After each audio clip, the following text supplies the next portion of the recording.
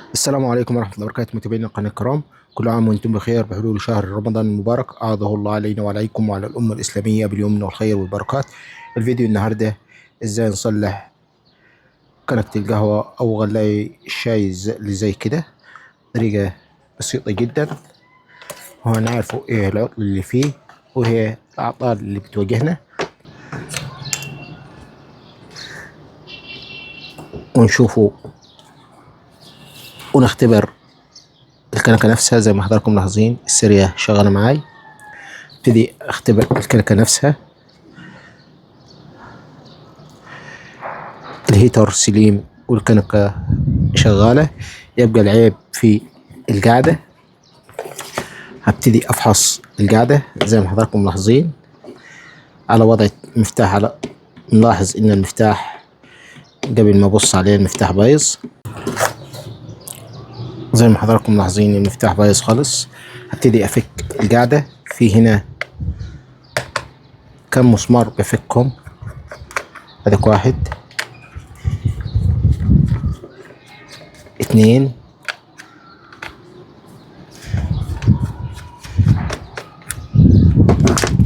ثلاث مسامير وناقص له مسمار، مش مشكلة. ابتدي المفك ارفع الغطاء بتاعه.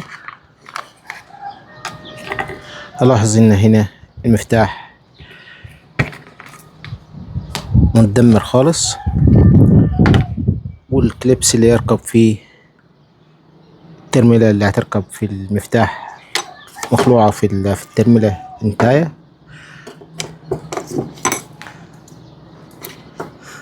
طبعا هخلعها خالص واخلع المفتاح. طبعا المفتاح مش هنرميه، هنعمله منه فكرة كويسة.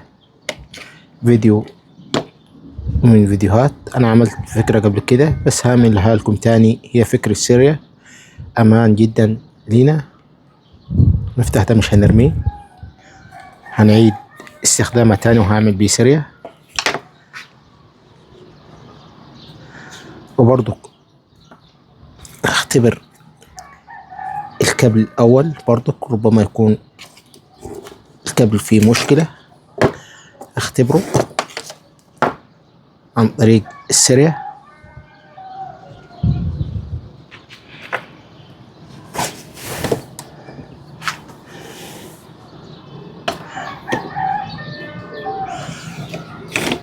اول وحدة، بسم الله الرحمن الرحيم.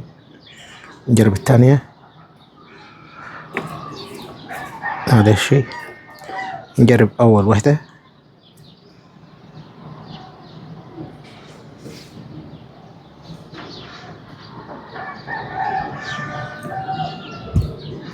نجرب الثانية. الثانية فيها مشكلة، نحاول نشوف المشكلة بتاعتها ونحلها.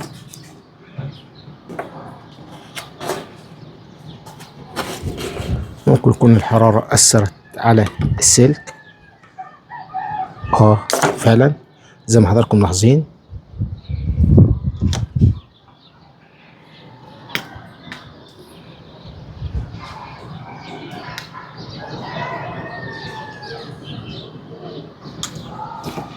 هقطع البلاستيكية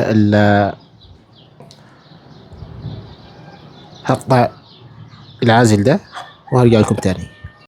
رجعت لكم تاني بعد ما شلت العازل، لان ما عنديش ترامل نفس الترملة الصغيرة دي. هبتدي اقشر السلك. السلك زي ما حضراتكم ملاحظين من المية واللي بتاع ده مدمر خالص.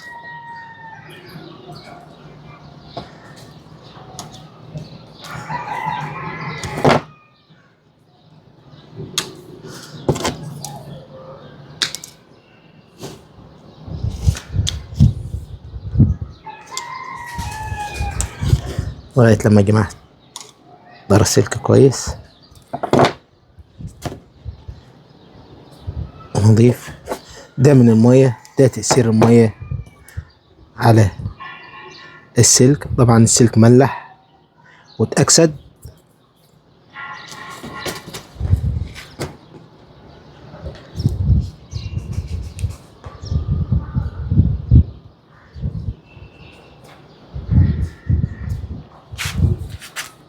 هجدد السلك كويس.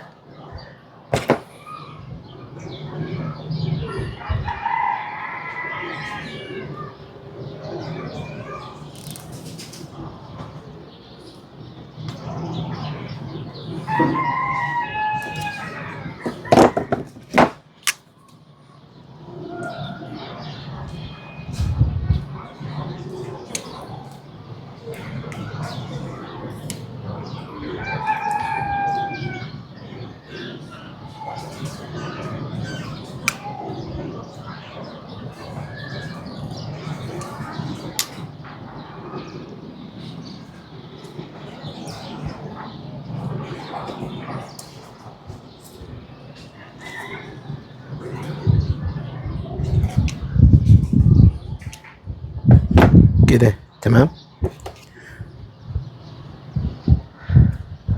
بعد كده هجيب حتة بلاستر او شكرتون واعزل الترملة.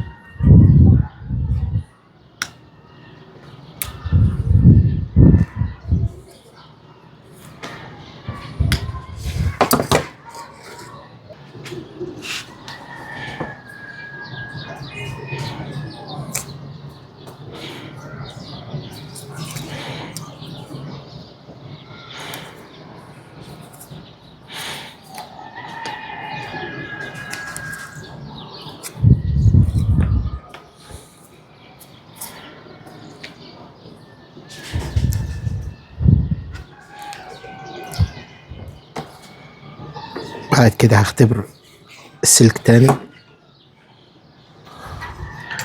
بالسريع.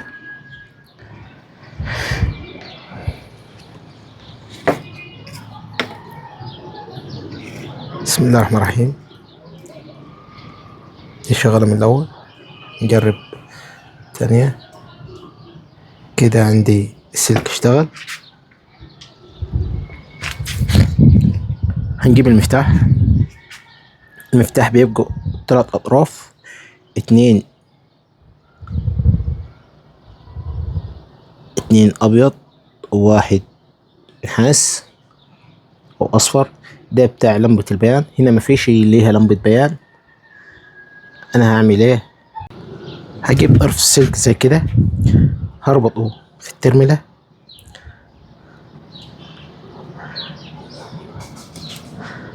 زي ما حضراتكم ملاحظين، ولفه كويس.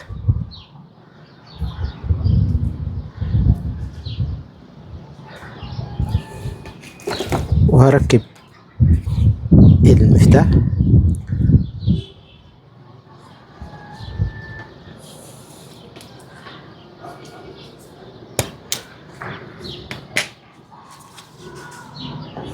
زي ما حضراتكم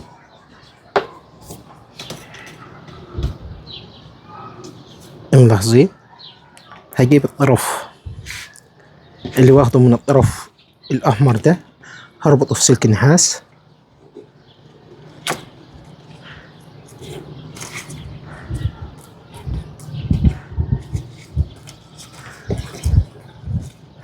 عشان أنا ما عنديش ترامل ابتدي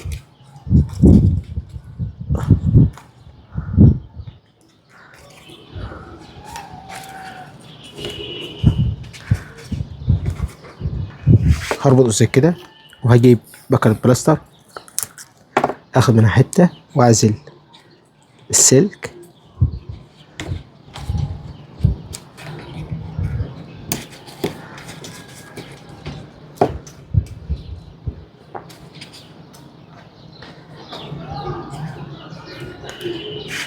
دي خلصنا من اول واحدة. هجيب الطرف التاني هركبه في اول واحدة من اللي هي الفضي، اللون الفضي، واللي راح للهيتر في المنتصف. هجرب مع حضراتكم. بسم الله الرحمن الرحيم.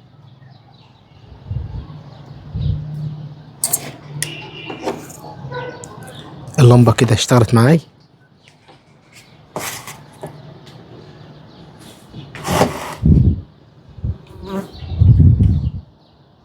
كده اشتغلت معاي. افصل اشغل كده تمام التمام.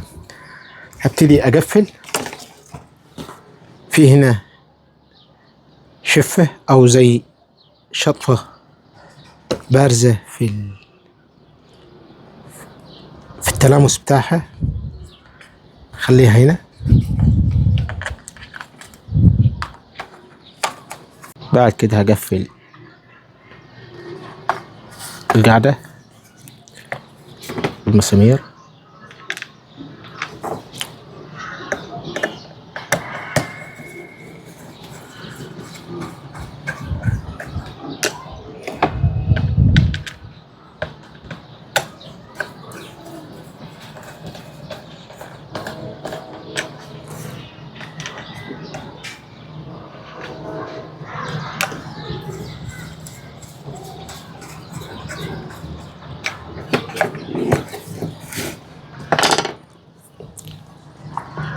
بعد كده اختبرها على السيريال الاول زي ما حضراتكم ملاحظين.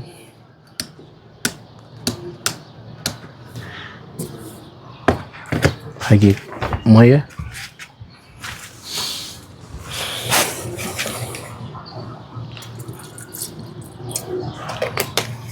بعد كده بسم الله الرحمن الرحيم اجرب.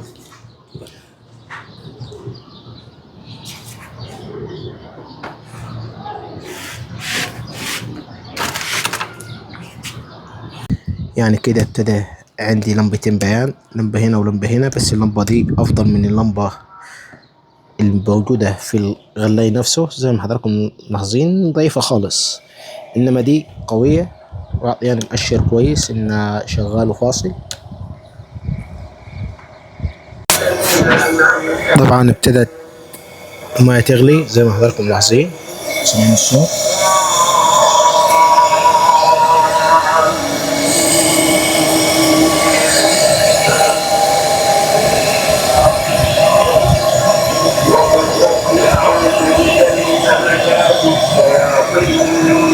وكده رجعت تشتغل بسم الله ما شاء الله. عشان احط مية قليلة ابتدت تغلي بسرعة. وده كان الفيديو بتاعنا النهارده. يا رب الفيديو يكون لعجبكم. لو عجبكم الفيديو لايك اشتراك للقناة فضلا وليس امرا. واستودعكم الله الذي لا تضيع ودائعه. والسلام عليكم ورحمة الله وبركاته، والى اللقاء في فيديو قادم ان شاء الله.